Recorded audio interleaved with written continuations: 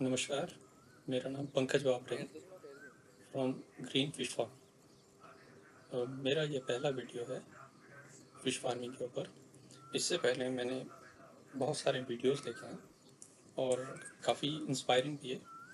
कुछ तो इस तरीके से प्रेजेंट करते हैं कि ये फिश फार्मिंग एक काफ़ी ग्रोइंग सेक्टर है, इसमें इन्वॉल्व होने से काफ़ी अर्निंग हो सकती है।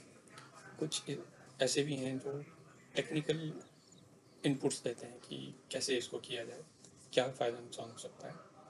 पर जो स्टार्टिंग लेवल पे इन वीडियोस को देखता है उसको कहीं मिसलीडिंग ऐसा नज़र आता है कि चलिए फ़िश फार्मिंग स्टार्ट करते हैं और उसमें से एक बिजनेसमैन होकर के निकलेंगे। ये एक्चुअली कहाँ तक सच है, ये मैं थोड़ा सा समझना चाहता था, इसलिए मैंने बहुत सारे वीडियो देखे। ये बात फैक्ट है कि जिनके पास ऑलरेडी रिसोर्सेस हैं, फाइनेंशियल कमी नहीं है, इंफ्रास्ट्रक्चर है, मैन पावर है, वो इस चीज़ में इंडल्ज करके बिजनेसमैन जरूर बने। इसमें पॉसिबिलिटी बहुत ज़्यादा है।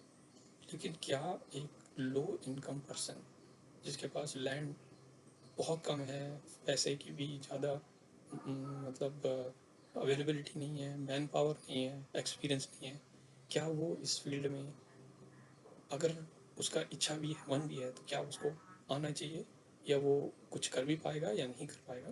तो इसके तौर इस ऑब्जेक्टिव से मैंने एक प्रोजेक्ट स्टार्ट किया है जिसको मैं स्मॉल स्केल फिश फार्मिंग के नाम से बोलूँगा। और इसमें उसी तरीके से मैं सोचूंगा कि ये जानते हुए कि मेरे पास लैंड की कवरेज बहुत कम है, रिसोर्सेज कम है, और टाइम भी मतलब ऐसा मैं एक तरीके से ज़्यादा वेस्ट नहीं कर सकता है, क्योंकि उसकी भी वैल्यू मेरे लिए प्रोपोर्शनेटली बहुत ज़्यादा है। ये मैं मानते हुए इस प्रोजेक्ट को स्टार्ट कर रहा हूँ। इसके लिए मैंने 1500 स्क्वायर मीटर का एरिया चूज़ किया है। एक्चुअली मेरे पास एग्रीकल्चर लैंड है, तो उस में से ही मैंने 1500 स्क्वायर मीटर का एरिया चूज़ करके 6 छोटे छोटे पॉन्ड्स बनाए हैं, जिसमें कवरेज जो है 2400 स्क्वायर फीट की है। एक में तो 1000 स्क्वायर फीट ही है। और इन पॉन्ड्स में मैंने 35 ग्राम्स के फंगासिस के बच्चे डाले, और फीडिंग उनको मैं फैक्ट्री फीड चाहिए करा रहा हूँ। अभी इसके अलावा मेरे पास कोई ऑल्टरनेट नहीं है। और आज लगभग 30 दिन हो गए हैं, और मैं इस टाइम 1 महीने के डिफरेंस के बाद मैंने उस डिसाइड किया है कि उसको चेक कराया जाए कि फ़िश की कितनी ग्रोथ हो गई। तो जाल चलाने के बाद पता चला कि 75% जो फिशेस हैं उनका वेट 90 से 100 ग्राम्स का है, और बाकी 25% का लगभग 135 से 150 ग्राम का वेट हो चुका है। तो ऐसे उसमें सॉर्टिंग करानी ज़रूरी है, क्योंकि फीड का प्रोपोर्शनेट जो है फिश के वेट के अकॉर्डिंग फीड डाला जाता है। तो इसलिए मैंने छोटी बड़ी को सेपरेट कराने का आज प्लान किया है। और इसमें इस वीडियो में वही दिख रहा है कि छोटी मछली को हम अलग कर रहे हैं, बड़ी को दूसरे पॉन्ड में डालेंगे। इससे री एस्टिमेशन बेस्ड करेंगे फीड का। और ये भी आज चेक किया कि फीड जो फिशेस हैं उनमें ऐसी कोई डिजीज़ तो नहीं है।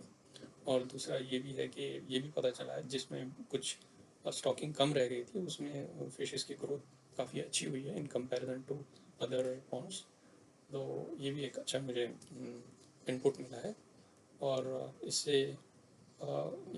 मुझे उम्मीद है कि अगर ये ग्रोथ इसी तरीके से रही तो अक्टूबर एंड तक फर्स्ट पॉन्ड का जिसमें अभी मैंने सेपरेट किया है तो उसका हो सकता है हार्वेस्ट हो जाए। बाकी का जो दूसरे वाले पॉइंट्स हैं उसमें अक्टूबर एंड या फर्स्ट वीक ऑफ नवंबर भी इसमें ऐसा लग सकता है। मीनवाइल मैं एक छोटे वाले जो 1000 स्क्वायर फीट का पॉन्ड है उसको खाली करा के उसमें डिफरेंट सीड में डालना चाहता हूँ जो विंटर में भी सर्वाइव करे। तो उसमें भी ये पता चलेगा कि क्या एक रेटूनिंग फार्मिंग की जा सकती है। रेटूनिंग का मतलब जैसे ही एक ख़त्म हो दूसरी उसमें स्टार्ट हो, दूसरी खत्म हो तीसरी उसमें स्टार्ट हो, क्या ये ऐसा पॉसिबल है। तो एक्सपीरियंस तो मेरा भी कुछ नहीं है, लेकिन मैं इसको करके देखना चाहूँगा। अपने फ्रेंड से मैं उनसे भी सजेशन लूँगा, किसी और जो आपके फीडबैक आएंगे उससे भी मिलूँगा। तो बाई द टाइम मैंने स्टार्ट किया था और सोचा था, और अब जो ऑलमोस्ट 2.5 या 3 महीने हो चुके हैं मुझे, इस एक्टिविटी को स्टार्ट करते हुए, तो मुझे काफ़ी एक्सपीरियंस लगा। उसमें ये भी पता चला कि डिगिंग ऑफ पॉन्ड भी एक ईजी टास्क नहीं है। उसमें पानी भरना, उसको मेंटेन करना, इलेक्ट्रिसिटी को मैनेज करना, और इवन जो जुग्गी बनाना, वहाँ के लिए पर्सन ढूंढना और उसको कन्विंस करना, उसकी सैलरी कैसे देनी है, क्योंकि मेरे पास कोई है नहीं। तो ये सब चीज़ें भी एक हर्डल हैं जिन चीज़ को पर्सन इग्नोर कर देता है इनिशियली। वो सोचते हुए कि अरे ये सब छोटी छोटी चीज़ें हैं, ये हो जाएंगी। अभी जैसे मैंने जाल चलवाया, तो उसमें मेरे पास जाल चलाने का पर्सन नहीं था और मुझे उसको बाहर से बुलाना पड़ा, जिसमें लगभग 2,500 रुपये मुझे देने, और जो उसने मांगा मुझे देना पड़ा, क्योंकि ऑल्टरनेट नहीं है और ये ज़रूरी भी है, जाल चलवाना भी ज़रूरी है। और लेकिन मैंने ये प्लान कर रखा है, जो मैंने रिटन तौर पे एक डॉक्यूमेंट बनाया, मैं उसी को फॉलो करूँगा और अपनी लर्निंग्स उसी के अकॉर्डिंग लिखूँगा और उसी के अकॉर्डिंग मैं नेक्स्ट स्टेप लूँगा। और ये जो अभी तक मैंने सीखा है, ये मैं आपको एक डिटेल्ड या तो डॉक्यूमेंट के तौर पे प्रेजेंट करूँगा, नहीं तो एक वीडियो बना दूँगा, जिससे आपको भी आइडिया हो जाए कि कौन सी चीज़ कितनी दिखने में आसान है और करने में कितना मुश्किल है।